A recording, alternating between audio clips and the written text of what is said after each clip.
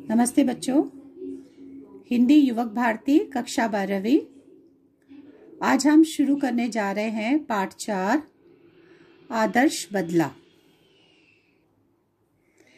सुदर्शन जी का जन्म 29 मई 1895 को सियालकोट में हुआ। आपका वास्तविक नाम बद्रीनाथ है। आपने प्रेमचंद की लेखन परंपरा को आगे बढ़ाया है। साहित्य को लेकर आपका दृष्टिकोण सुधारवादी रहा है। आपकी रचनाएं आदर्शोन्मुक्त यथार्थवाद को रेखांकित करती हैं। साहित्य सृजन के अतिरिक्त आपने हिंदी फिल्मों की पटकथाएं और गीत भी लिखे हैं। हार की जीत आपकी प्रथम कहानी है और हिंदी साहित्य में विशिष्ट स्थान रखती है। आपकी कहानियों की भाषा सरल, पात्रानुकूल, प्रभावोत्पादक होती हैं। आपकी कहानियां घटना प्रधान हैं। रचनाओं में प्रमुख प्रयुक्त मुहावरे आपकी साहित्यिक भाषा को जीवंतता प्रदान करती हैं। आपका निधन 9 मार्च 1967 में हुआ था। आपकी प्रमुख कृतियां हैं पुष्पलता, सुदर्शन सुधा, तीर्थ यात्रा, पनघट, सिकंदर, भाग्य चक्र, भागवती इत्यादि। विधा परिचय। कहानी भारतीय साहित्य की प्राचीन विधा है। जैसे कि आप लोग जो है वो बचपन से ही कहानियां सुनते आ रहे हो, दादा दादी के माध्यम से, अपने बड़ों के माध्यम से, कभी माता के द्वारा, कभी बड़ी बहन के द्वारा, कई बार तो हम अपने घर के छोटे छोटे बच्चों के द्वारा ही कई छोटी छोटी कहानियों को सुनते रहते हैं।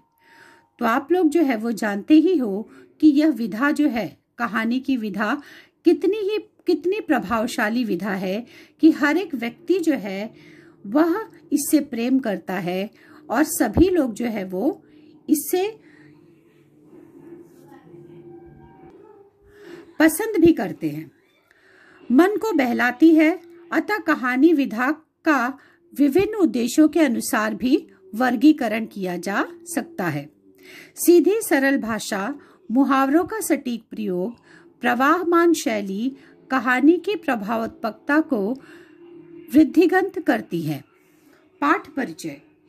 अब जैसे यहाँ तक मैंने आप लोगों को बताया कि किस तरह से ये विधा, साहित्य की जो है वो अलग अलग विधाएं होती हैं, जिसमें से कहानी जो है यह एक ऐसी विधा है जो बहुत ही लोकप्रिय है, सभी को बहुत पसंद है, सभी को प्रिय है। अगर कहानी जो है मन के अनुसार हो, उसकी शैली जो है वो सरल हो, भाषा जो है वो मुहावरेदार और समझ में आने वाली हो, तो अपने आप हर किसी को वह कहानी जो है वो बहुत ही प्रिय लगती है। अगर अपने मन का शीर्षक भी हो तब तो कहानी और भी ज्यादा मजेदार हो जाया करती है। तो यहाँ पर भी जो है वो हम एक कहानी पढ़ेंगे, लेकिन उससे पहले थोड़ा सा पाठ परिचय देखते हैं।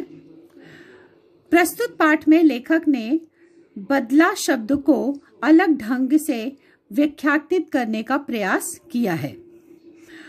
यदि वह बदला किसी के मन में उत्पन्न हिंसा को समाप्त कर उसे जीवन का सम्मान करने की सीख देता है, तो वह आदर्श बदला कहलाता है। बचपन में बैजू अपने पिता को भजन गाने के कारण तानसेन की क्रूरता का शिकार होता हुआ देखता है, परंतु वही बैजू तानसेन को संगीत प्रतियोगिता में पराजित कर उसे जीवन दान देता है और संगीत का सच्चा साधक सिद्ध होता है। कलाकार को अपनी कला पर अहंकार नहीं करना चाहिए। कला का सम्मान करना कलाकार का परम कर्तव्य होता है। अब कहानी की शुरुआत देखते हैं। यहाँ पर पहले जो है वो प्रकृति का चित्रण हमें देखने को मिलता है।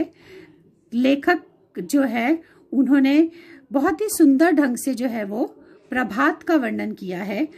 तो देखते हैं। प्रभात का समय था। आसमान से बरसती हुई प्रकाश की किरणें संसार पर नवीन जीवन की वर्षा कर रही थी।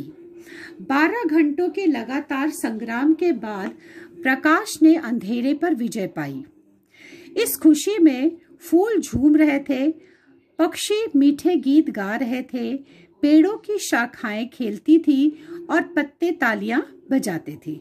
मतलब प्रकृति का बहुत ही मनोरम जो है वो रूप यहाँ पर लेखक ने प्रस्तुत किया है। फिर आगे देखते हैं। चारों तरफ खुशहाली झूमती थी, चारों तरफ गीत गूंजते थे। इतने में साधुओं की एक मंडली शहर के भीतर प्रवेश करती है, यानी कि शहर के भीतर दाखिल होती है। उनका ऐसा मानना था कि मन बड़ा ही चंचल है, अगर इसे काम न कराएं तो इधर उधर भटकने लगता है और अपने स्वामी का विनाश की खाई में गिरा कर नष्ट कर डालता है। इसे भक्ति की जंजीरों में जकड़ देना चाहिए। तो वह क्या गीत गा रहे थे? सुमर सुमर भगवान को, मूरख मत खाली छोड़ इस मन को। अब इसके अनुसार वो क्या कहते हैं कि मन जो है वो उसको खाली नहीं छोड़ना है, उसको जो है वो भगवान की भक्ति में लीन करेंगे, तभी जाकर के हमारा वास्तविक रूप से उद्धार हो सकेगा। जब संसार को त्याग कर चुके थे तब उन्हें सुर ताल की क्या परवाह थी। कोई ऊंचे स्वर में गाता था, कोई मुंह में गुनगुनाता था, और लोग क्या कहते हैं इनकी जरा भी चिंता नहीं थी। लोग क्या कह रहे हैं ये बिल्कुल भी उन्हें जो है वो परेशान नहीं करता था कि आखिरकार वह किस तरह से गा रहे हैं, कौन सा सुर है, कौन सा राग है। उनका तो केवल और केवल एक ही उद्देश्य था, भगवान की भक्ति करना। ये अपने राग में मग्न थे। तभी वहां पर सिपाहियों ने आकर के उन्हें घेर लिया और हथकड़ियां लगाकर अकबर बादशाह के दरबार में ले चले। उस समय जो है वो अकबर की तूती बोलती थी, यानी कि सम्राट अकबर जो है उनके शासन जो है वो संपूर्ण भारत में था और हर तरफ जो है वो उनका ही बोलबाला था। ऐसे में उनके दरबार के मशहूर रागी तानसेन ने यह कानून बना दिया था कि जो आदमी राग विद्या में उनकी बराबरी न कर सके वह आगरे की सीमा में गीत न गाए। अब ऐसे में अगर मान लो कोई ऐसा व्यक्ति जो तानसेन की बराबरी नहीं कर सकता और वह आगरे की सीमा में पहुंच गया तो उसे वह मृत्यु दंड दे दिया करता था। आप लोगों ने बहुत सारी प्रसिद्ध कहानियों को अकबर और बीरबल की सुना होगा, जिसमें से यहाँ पर जो है वो अकबर और तानसेन की जो है वो कहानी को प्रस्तुत की गई है। बहुत सारी जगहों पर टीवी सीरियल के माध्यम से बहुत सारी जगहों पर आप लोगों ने देखा होगा कि किस तरह से तानसेन ने राग विद्या पर आधारित कुछ प्रश्न पूछे।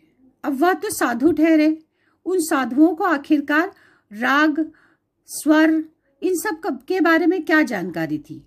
वह उनका मुंह ताकने लग गए, उनको तो यह उत्तर पता ही नहीं था। और ऐसे में अकबर के होठ हिले और सभी साधु तानसेन की दया पर छोड़ दिए गए। दया निर्बल थी, वह इतना भार सहन न कर सकी, मृत्युदंड की आज्ञा हुई। कहने का तात्पर्य है कि तानसेन जो है वह इस तरह से साधुओं को छोड़ने वाला नहीं था। वास्तव में देखें तो उसे अपने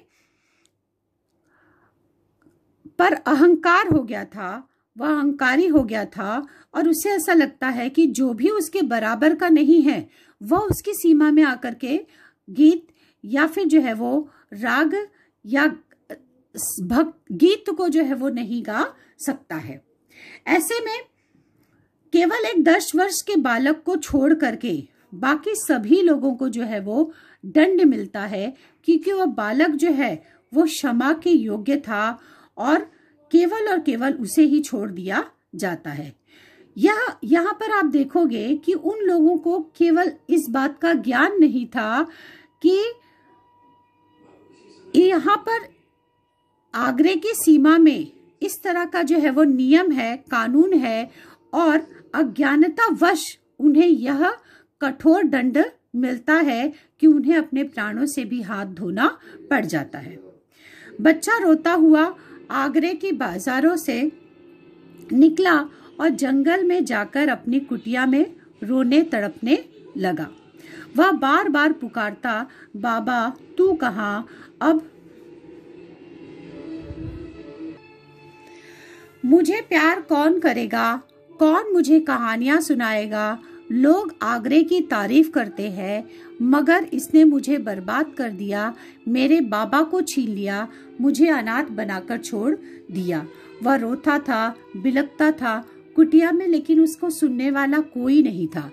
वह आज किसी भी तरीके से उसे सहारा देने वाला उसके पास कोई नहीं था। आप समझ सकते हैं कि इतना छोटा सा बालक किस तरह से अकेला हो गया था, और उसके लिए यह सबसे ज्यादा समस्या का उसके लिए सबसे बड़ी समस्या बन गई थी।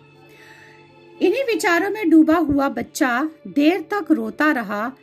इतने में खड़ाऊ पहने हुए, हाथ में माला लिए हुए, राम राम जपते हुए बाबा हरिदास कुटिया के भीतर प्रवेश करते हैं।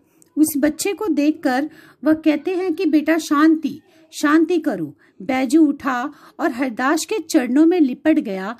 वह बिलख बिलख कर रोता था और कहता था, महाराज मेरे साथ अन्याय हुआ है, मुझ पर वज्र गिरा है, मेरा संसार उजड़ गया है, मैं क्या करूं, मैं क्या करूं।